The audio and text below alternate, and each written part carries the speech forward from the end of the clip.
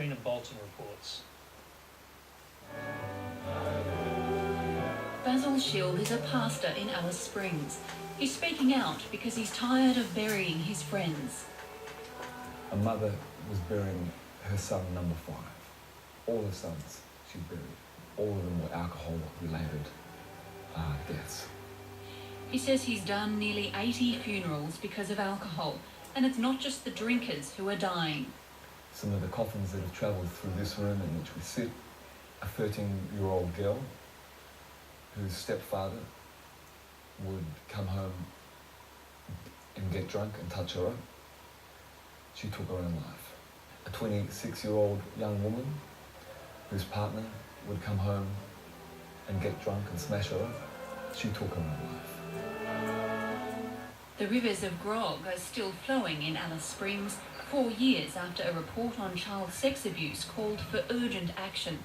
The Territory Government has cut the availability of cask wine and banned takeaway alcohol before 2 p.m.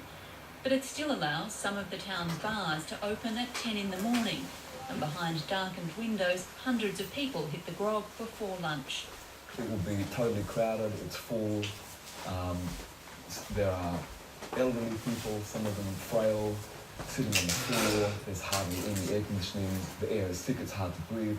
The bar in the Todd Tavern, which is well known throughout the community as the Animal Bar, is a bar that's only open from 10 o'clock in the morning till 2 o'clock. It closes as soon as the takeaways open. So busy is the Todd's Riverside Bar that the Licensing Commission last month suspended it for a week after CCTV footage showed 236 people inside when it was licensed for 100. GP and alcohol campaigner Dr. John Boffa thinks bars like the Todd are targeting alcoholics. The sort of people that need to start drinking at 10 o'clock in the morning in a public bar are likely to be alcohol dependent. The other 2 bars are hidden. The Heavy Tree Tavern is tucked behind a supermarket on the outskirts of town. It's allowed to serve close to 150 people. And at the Gapview Hotel, their bar is completely unmarked. But the drinkers know it's there. Inside, the bar is open, but you can't buy food, even at lunch. And like the Heavy Tree and the Todd, even though it's allowed to stay open, it closes at 2 p.m, right when the takeaways open. It seems as if the publican only wants to make space available for very heavy drinkers until they can sell them takeaway and basically get rid of them. While drinkers are on site, licensees are obliged to make sure people don't get too drunk. But the businesses have no legal responsibility for what happens after the drinkers go on to buy large quantities of alcohol at the bottle shops. If you do the figures, those major hotels must be making an absolute killing. Foster's acknowledges that Todd and the Gapview are among their biggest individual beer customers in the country. Lawyer Russell Goldflam says they also feature heavily in court. The horrible fact is that in the majority of the homicide cases in which I've been involved, cases where a killing was literally made, the perpetrator, the victim, the witnesses, they all bought their grog at these pubs. Alcohol keeps Alice Springs police extremely busy with assaults, rapes and untimely deaths. The town's Indigenous people are 14 times more likely than other Australians to die from alcohol. Figures obtained by the ABC show that in 2008-9, the hospital treated nearly a stabbing a day. Russell Goldflam says the violence almost always involves enormous amounts of takeaway alcohol. The standard killing, the victim was very drunk. The person who did it was very drunk, and the witnesses were all very drunk. The standard serious harm, the standard rape, also victim, perpetrator, witnesses, everyone's drunk. He says the scientific literature is very clear about how alcohol consumption can be cut, but the solutions are politically unpopular.